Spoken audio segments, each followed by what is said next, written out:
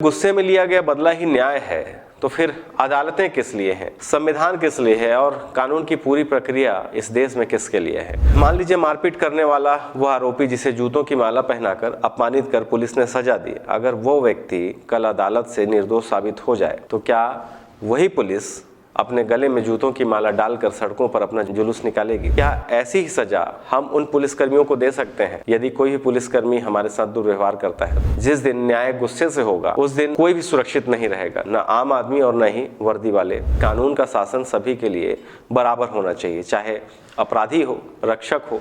अगर हम वर्दी के नाम पर कानून को खुद तोड़ेंगे या तोड़ रहे हैं तो समाज में विश्वास आखिर कैसे बचेगा? नमस्कार, मैं हूं मनीष। आज हम ऐसे दौर में जी रहे हैं जहां पिज्जा अगर ऑर्डर करें तो 10 मिनट में घर पहुंच जाता है। 5G की रफ्तार से इंटरनेट दौड़ने लगता है और अब शायद इंसाफ भी उसी रफ्तार से मांगा जाने लगा है। प्रदेश में एक सुखद पर विचारणीय घटना हुई है जहां अपराध हुआ और बिना देरी किए सजा भी तुरंत दिखाई दी। ये सुखद किसके लिए है आप भी बेहतर समझ रहे हैं। छत्तीसगढ़ के तमनार में महिला पुलिसकर्मी के साथ जो कुछ हुआ वह किसी भी सभ्य समाज के लिए शर्मनाक है। वर्दी का अपमान, महिला की गरिमा पर हमला, इन विषयों को लेकर कोई बहस फिलहाल नहीं होनी चाहिए। दोषियों को सजा मिलनी ही चाहिए, ये हर किसी की मांग थी। लेकिन आपको पता है ये कहानी यहीं ख़त्म नहीं होती। महिला पुलिसकर्मी के साथ दुर्व्यवहार करने वाले जो आरोपी हैं उनको पकड़ा गया और फिर वही किया गया जो कुछ घंटे पहले उस भीड़ ने किया था, जिसको लेकर हम सब ने आपत्ति भी किया था। आरोपियों को गिरफ्तार कर नंगा करना, पीटना, अपमानित करना, जूतों की माला पहनाना, सब कुछ हुआ।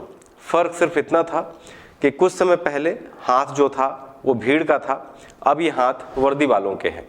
ऊपर ऊपर देखने में यह जैसे को तैसा लग सकता है, लेकिन यहीं से असली सवाल पैदा होता है।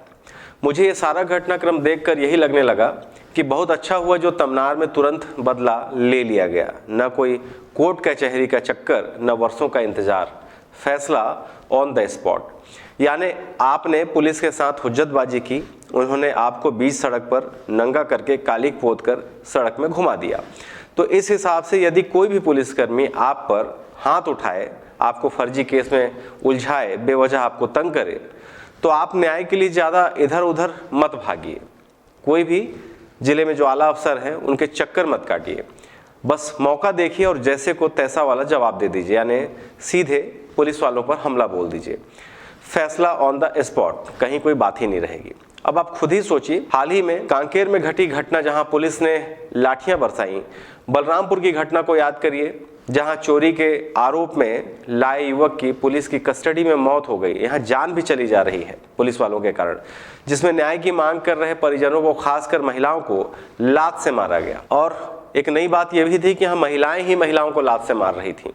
ऐसे केस में क्या होना चाहिए था? रायगढ़ पुलिस के हिसाब से तो अब तक फैसला हो जाना चाहिए, मतलब हथियार निकालकर सीधे उन दोषी पुलिसकर्मियों को वहीं निपटा देना चाहिए। कोर्ट कचहरी के चक्कर में तो सबका कहीं ना कहीं समय खराब हो रहा है। एक बार सोचिएगा जरूर। बहरहाल सच ये है कि तमनार में ग्रामीणों ने जो कुछ किया, हालांकि ये सामान्य ग्रामीण में भी नहीं है, इनके बारे में जो बताया गया, जो महिला पुलिसकर्मी से मारपीट कर रहे थे कि वहाँ पर वो नौकरी करते थे। फिलहाल वह किसी एक दिन का गुस्सा नहीं है, वह दशकों से दबा असंतोष था। जमीन अधिग्रहण, रोजगार, किसी की सुनवाई न होना और खुद के बेइज्जती का और कोयला खदान के विरोध में चले आंदोलन ने उस आंदोलन को और भी उबाल दे दिया। आप सब जानते हैं कि आम नागरिक संविधान और कानून की रक्षा की शपथ नहीं लेता, इसलिए जब वह कानून हाथ में लेता है तो उसे अपराधी कहा जाता है। लेकिन सवाल यह है कि जब वही काम वे करें जिन्होंने कानून और संविधान की रक्षा की शपथ ली है, तो क्या उसे भी उतनी ही सहजता से सही ठहराया जा सकता है? क्योंकि अगर गुस्से में लिया गया बदला ही न्याय है तो फिर अदालतें किस लिए हैं, संविधान किस लिए है और कानून की पूरी प्रक्रिया इस देश में किसके लिए है? छत्तीसगढ़ पहले भी ऐसे सवालों से गुजरा है। यह वही प्रदेश है जहां अदालतों ने माना है, शीर्ष अदालतों ने, कि कई मामलों में निर्दोषों को नक्सली बताकर गलत मुठभेड़ में मार दिया गया और आज भी कई लोग झूठे मामलों में सालों से जेल में बंद है, सिर्फ एक पेशी के इंतजार में। शायद यही वजह है कि तमनार की घटना और ज्यादा खतरनाक बन जाती है, क्योंकि अब एक और सवाल खड़ा होता है। तमनार में महिला पुलिस पर पिटाई का मामला था या छेड़छाड़ का। मान लीजिए मारपीट करने वाला वह आरोपी जिसे जूतों की माला पहनाकर अपमानित कर पुलिस ने सजा दी, अगर वो व्यक्ति कल अदालत से निर्दोष साबित हो जाए तो क्या वही पुलिस अपने गले में जूतों की माला डालकर सड़कों पर अपना जुलूस निकालेगी?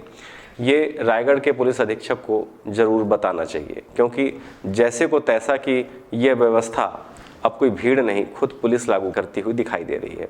और अगर प्रदेश में इंसाफ का यही मॉडल स्थापित हो गया है तो कल हर पीड़ित यही पूछेगा, जब कानून इतना लंबा है और थकाने वाला है तो क्या बदला ही सबसे तेज रास्ता है, यानी हथियार उठाकर सीधे मार डालना है? यही सोच राज्य और समाज दोनों को तोड़ देती है, क्योंकि जिस दिन न्याय गुस्से से होगा उस दिन कोई भी सुरक्षित नहीं रहेगा, न आम आदमी और न ही वर्दी वाले।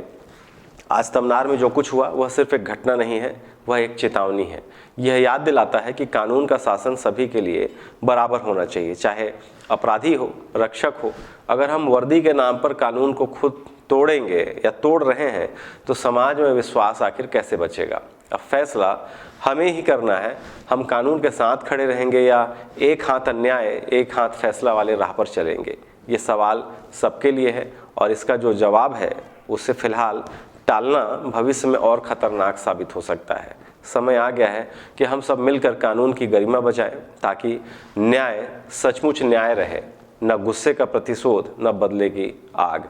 क्योंकि एक मजबूत समाज वही है जो कानून पर भरोसा करता है, न कि सड़क पर सजा देने वाले जो तालिबानी स्टाइल है उन जुलूसों पर।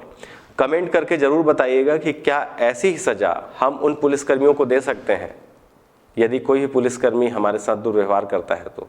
शुक्रिया।